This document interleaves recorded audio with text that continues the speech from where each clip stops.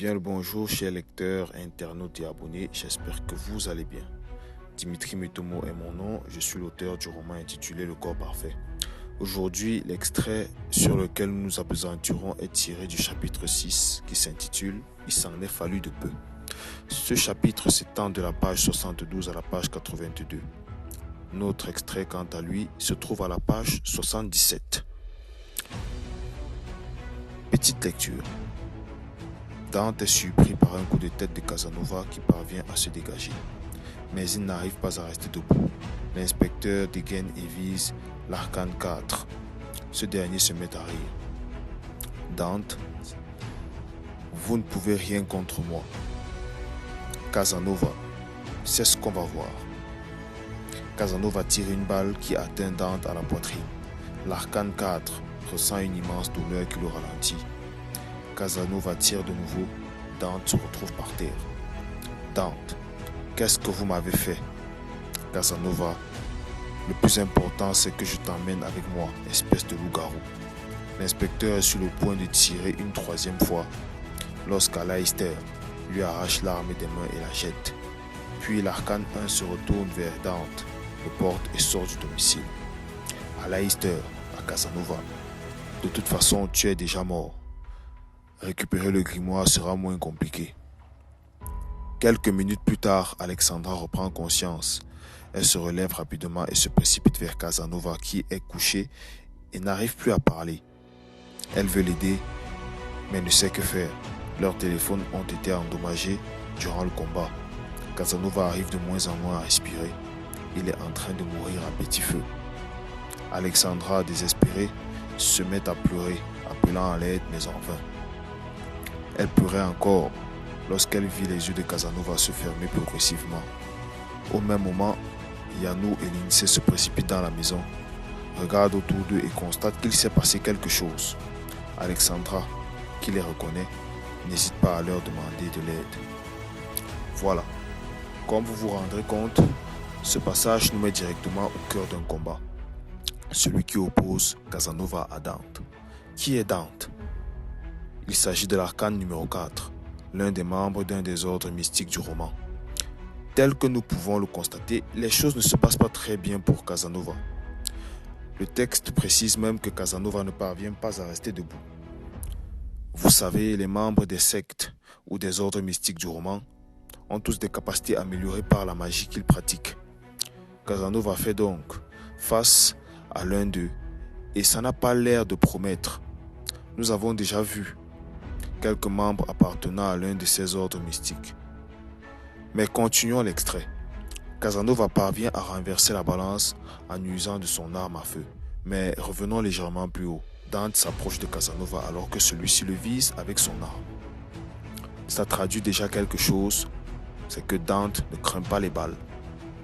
C'est pourquoi il dit ensuite « Vous ne pouvez rien contre moi ». En gros, c'est pour dire que même avec son arme, Casanova n'est pas en position de force face à Dante. Pourtant, Casanova sourit. Et pourquoi il sourit?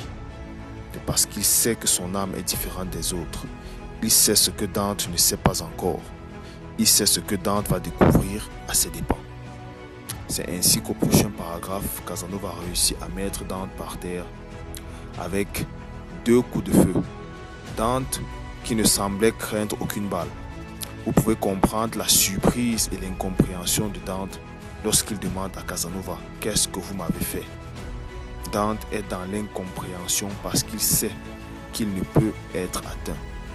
Mais l'arme de Casanova a réussi à l'atteindre. Pourquoi?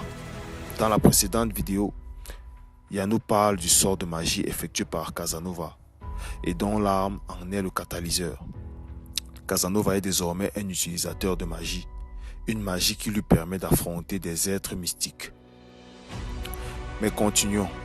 Casanova n'a pas seulement l'intention de vaincre son adversaire, il compte se sacrifier. Il compte mourir en amenant Dante avec lui. Heureusement pour Dante, un autre arcane vient à sa rescousse et parvient à le mettre à l'abri.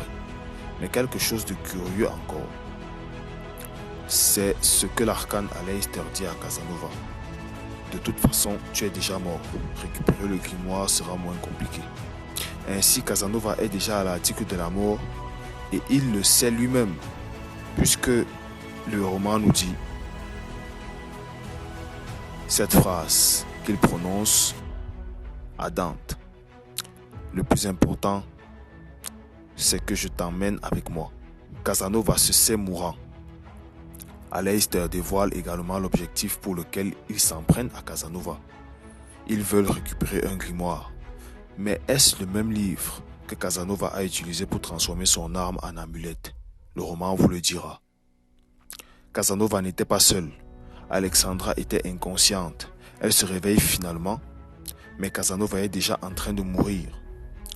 Elle ne dispose d'aucun moyen pour aider Casanova. Alors, elle commence à désespérer. Mais une aide inattendue franchit l'entrée du domicile de Casanova. Je veux bien sûr parler de Yanou et de Lindsay. Leur présence suffit à réconforter Alexandra, autant pour moi. Mais pourquoi? Parce qu'elle sait que ces deux-là pourront l'aider à sauver Casanova. Mais comment feront-ils? Ça, c'est votre lecture qui vous le dira. Une chose est sûre en tout cas, c'est qu'Alexandra est certaine que Yanou et Lindsay peuvent faire quelque chose pour Casanova. Je vous laisse découvrir la suite. Voilà, c'est ici que s'achève notre vidéo. N'hésitez pas à liker et partager. Posez vos questions et je vous répondrai. Le roman est en vente sur Tilicom, Amazon, chapitre.com et bien d'autres. Faites un achat et vous bénéficierez d'une réduction intéressante. Je vous remercie de votre aimable attention.